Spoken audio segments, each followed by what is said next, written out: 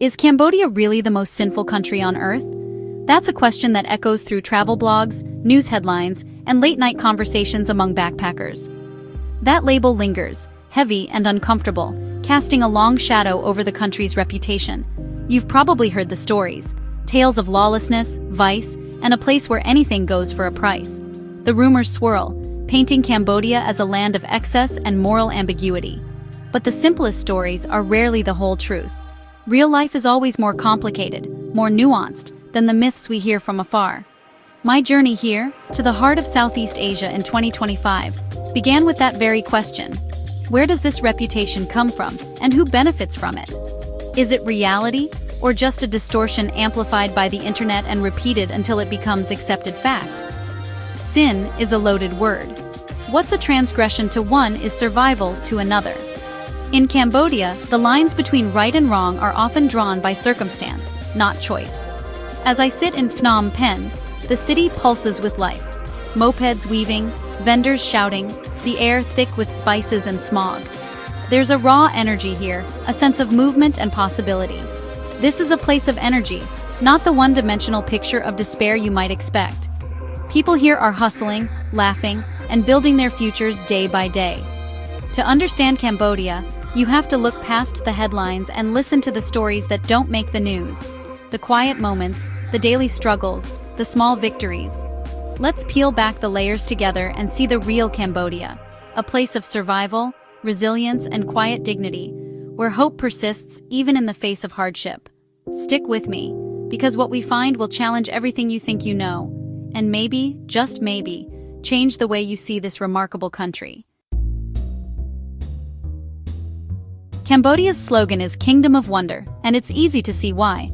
My first days were a sensory overload: the humid heat, the scent of jasmine and lemongrass, the earthy aroma after rain. Life here moves with a relaxed, purposeful rhythm, farmers in green paddies, tuk-tuks weaving through city chaos. The slower pace lets you notice the details. A silk scarf's pattern, laughter on a street corner, a stranger's nod. One mind-blowing fact: Tonle Sap Lake expands fivefold during monsoon, supporting entire floating villages. It's a stunning example of human adaptation and a reminder that life here is deeply tied to nature. This is the Cambodia beyond the headlines: profound beauty, ingenuity, and resilience. To focus only on shadows is to miss the brilliant light.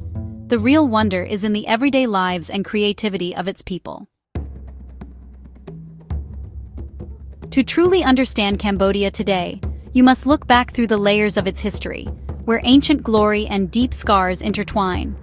Angkor Wat, built in the 12th century, stands as a breathtaking symbol of the Khmer Empire's golden age, a marvel of architecture and devotion that has endured for centuries. Walking its grounds, you feel the weight of centuries pressing down. Stone faces at Bayon gaze out with silent wisdom, while ancient tree roots at Ta Prohm slowly reclaim the ruins, reminding visitors that history is alive everywhere you look. These temples are more than just tourist sites. They're a source of national pride, a living testament to Cambodia's resilience and identity, drawing both locals and travelers from around the world. But Cambodia's story is also marked by tragedy. The Khmer Rouge regime, which killed nearly a quarter of the population between 1975 and 1979, leaving deep wounds that still ache today. The trauma is still fresh. Almost every family has a story of loss, and the pain echoes through generations, shaping the way people remember and move forward. Sites like the Killing Fields and Tuol Sling Museum are essential to understanding this pain, serving as powerful reminders of the horrors endured and the importance of remembrance. Cambodia's dual history, magnificent achievement and unimaginable suffering, shapes its national psyche, creating a country where beauty and tragedy exist side by side. The people are survivors, rebuilding from ashes, carrying the past with them as they strive to create a brighter future for the next generation. This history lives not just in museums, but in the stories, traditions, and determination of the Cambodian people, woven into daily life and passed down through families. It's a nation forging a better future, never forgetting where it's been, and always honoring the strength that has carried it through the darkest times. Phnom Penh wakes early, alive with energy before sunrise. Riverfront parks fill with morning exercise, the air rich with tea and strong coffee. The city's flow looks chaotic, but it's a dance of mutual understanding.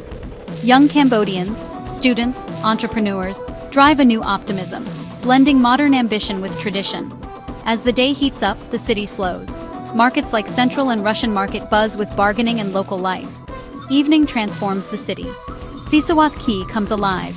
Families stroll, rooftop bars fill, and the rivers glow at sunset. Nightlife is vibrant, from traditional dance to modern clubs.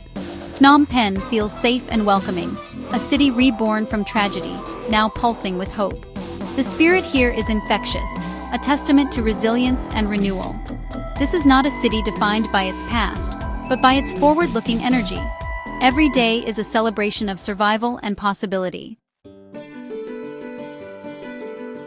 To truly understand Cambodia, you have to taste it, because food here is more than just sustenance.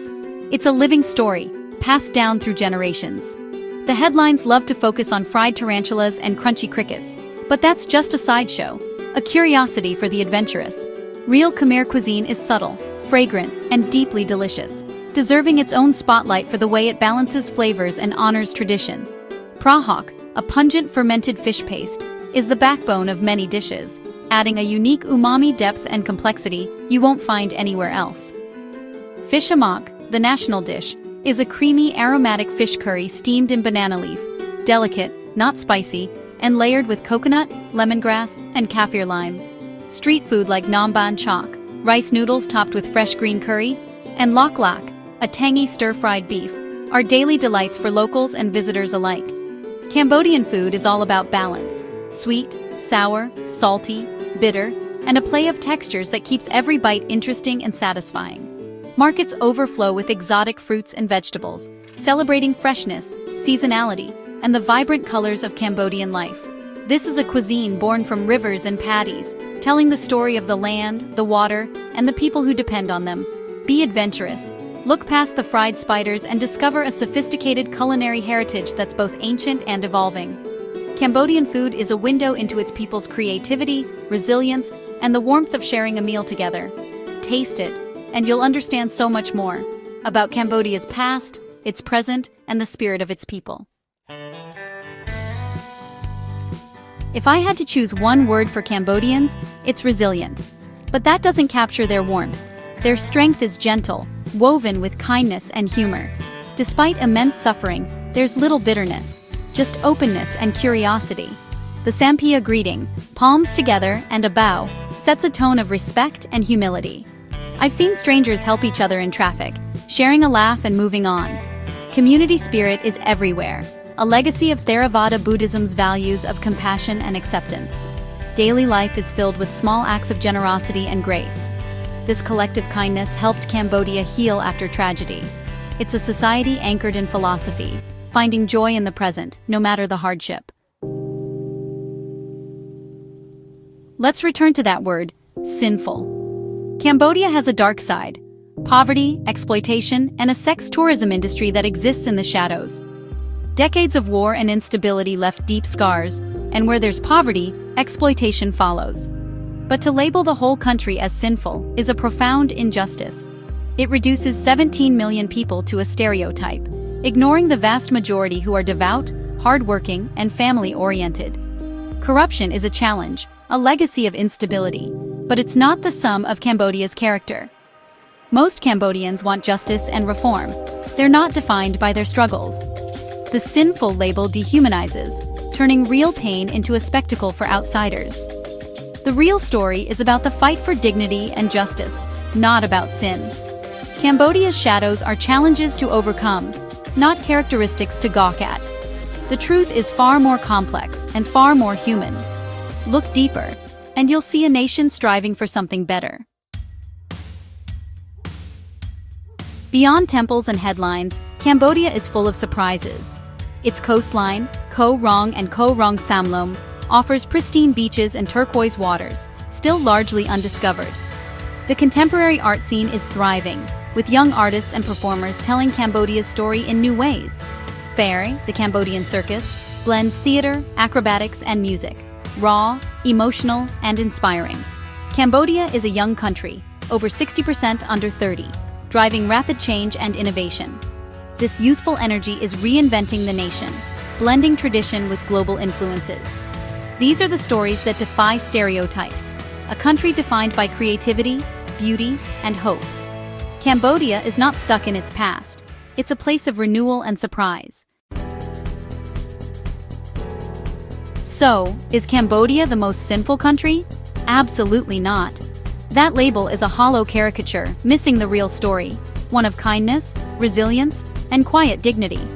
Cambodia is a place where ancient glory and recent trauma coexist, shaping a unique national character. To focus on shadows is to miss the light, laughter, devotion, ambition, and breathtaking beauty. This is not a cautionary tale, but a lesson in the strength of the human spirit. My journey here is ongoing, and I invite you to keep exploring with me. If this story moved you, stay curious, subscribe, follow, and help replace stereotypes with truth. Keep an open mind, question simple narratives, and look for humanity everywhere. The world is richer when we explore with compassion, not judgment.